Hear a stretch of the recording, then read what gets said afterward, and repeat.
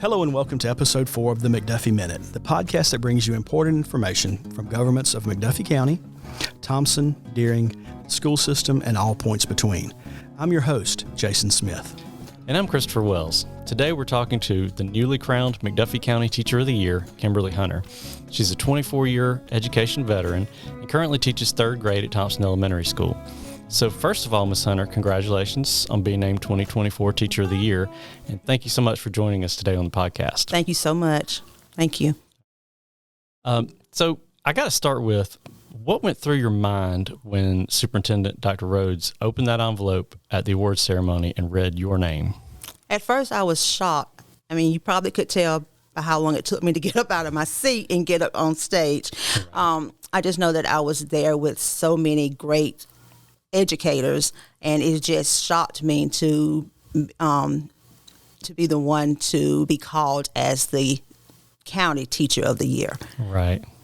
Taking a step back, that would be a goal or, a pie in the sky kind of thing for you. What's your background? How did you get here? Where are you from? You said you've been teaching 24 years. Mm-hmm. Why'd you choose teaching? Well, all right, I have a great number of family members that work in education. Teaching was not my first choice. It was my second. My first degree is in business administration. I had plans of owning my own business or a career in corporate America. It only took me a short time to decide that teaching kids was what I really wanted to do, and I've been doing it ever since. I'm from Lincoln County. I've been teaching in McDuffie County the whole 24 years. And the reason I'm not teaching in Lincoln County is I wanted to work with children that I didn't know backgrounds of. I wanted to go somewhere where there was a clean slate, and so that's how I got to McDuffie County. All right, so the most important question then, and this could disqualify you as Teacher of the Year. Are you a Red Devil or a Bulldog? I'm neutral. I support them both. Okay, so that kind of disqualifies you then. Okay, yeah. When I'm in McDuffie County, I'm a Bulldog. There you go. Okay. When I'm in Lincoln County, I'm a Lincoln County Red. There you go. That's perfect. Good answer. That's the best answer then. All right. So talk to us a little bit about how you teach. I know you and I have talked a little bit about this in preparation for the ceremony we had the other night. Mm-hmm. So you talked a little bit about how you teach and what it is that you think caused your colleagues to vote for you to represent them. I teach in a co-teaching setting where I work with a special education teacher. I also mentor new teachers and new people to our county. When I'm doing a job, I always put 100% into it. I'm always willing to help. I'm always there if you need me.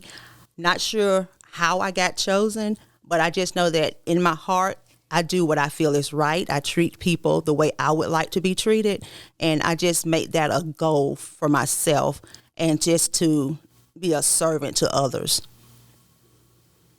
As your role in co-teaching and been in the business for 25 years, mm-hmm.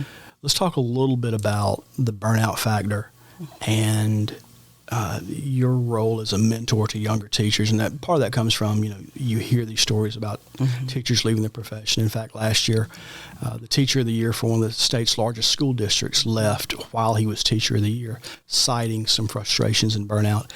And, we all have frustrations in what we do.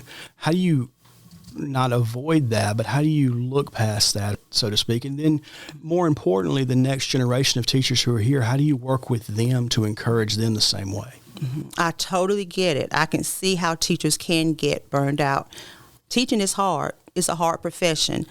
You're not just teaching 8 hours a day. Teaching goes beyond that. If you don't take time for yourself, you will definitely get burned out. One thing that I tell new teachers, being stressed is not healthy. Take it from me. It's important that you take care of yourself by getting plenty of rest or doing something that you enjoy. For example, take on a hobby or plan regular outings with your family or close friends. And most importantly, surround yourself with positive people and positive vibes. Well, that sounds like an issue that you're very passionate about mm-hmm. and important to your career. Mm-hmm. Do you have any other issues that as Teacher of the Year that you want to push forward a little bit and put in the forefront as in the coming, the next year? Oh, I'm always looking for ways to get parents more involved. There seems to be a lot of our children that are being raised by caregivers or grandparents. In order for a student to be successful, it takes all of us, the teachers, the students, the parents. I work extremely hard to make sure the lines of communication are open where I can offer support whenever and however it is needed. Whether it's through computers or texting or on the telephone, emailing, whatever it takes to reach a parent, because you can't be successful if everybody's not involved. So we talked a little bit about your time in the classroom, and you did allude to some things that you do outside as a way to prevent that burnout we mentioned. So do you have any free time? And what does that free time look like? What kind of things do you like to do outside of school? There's no such thing as when I'm not teaching. I'm always looking for that teachable moment. But what really relaxes me is watching some of my favorite TV shows or working on puzzles. Shopping with family and friends and trying new restaurants are also things that I enjoy doing. Now, you mentioned your family, your husband, obviously. Mm-hmm. What else is there? My husband, Chris, and I just celebrated 21 years last month. We are parents to 5 children. Our youngest is a sophomore at Thomson High School, which means we are almost empty nesters. Unfortunately, none of our children are choosing to follow in my footsteps. We keep talking about you've been here 24 years. Mm-hmm. In that 24 years, there seems to, I've lived in this community that long, mm-hmm. And there seems to have been truly deep generational changes in this community. What have you seen as some of the major changes in the schools since you've been a teacher? The first thing that comes to mind, teacher turnover. When I joined TES 24 years ago, the veteran teachers that took me under their wings remained in education, 30 plus years. They were very supportive and so full of wisdom. I strive daily to be like them. Now I'm considered a veteran teacher. I'm now in the position to mentor and help teachers who are just starting out. I've noticed that many of the teachers today leave the teaching field with less than 5 years in. There has to be a plan in place to make the teaching field appear more desirable. It is my hopes that we can retain great teachers who are passionate about teaching like I was many years ago. Let me offer my congratulations. I haven't done that yet. Let me offer my congratulations. Mm-hmm. And I know what an honor this is. And I certainly believe that you can use that to help make our schools a better place. Is there anything that we've missed? Is there anybody you want to thank? Is there anything that you want to talk about that we haven't touched on? I am eternally grateful for the outpouring of love and support shown to me throughout this process. I have great support systems with my family, my close friends, and my coworkers. I have the most wonderful admin team here at Thomson Elementary. This is my home away from home. If I could just take a minute to shout out those individuals that I've had the pleasure of working under. Dr. Donald Davis and Dr. Beth Newton, they gave me my start many, many years ago. I've also had the pleasure of working under Mrs. Anita Cummins, Dr. Gwen Ivey, and Mrs. Caroline Sowell, and my current admin team, Mrs. Sharika Brown and Mrs. Jamie Maddox.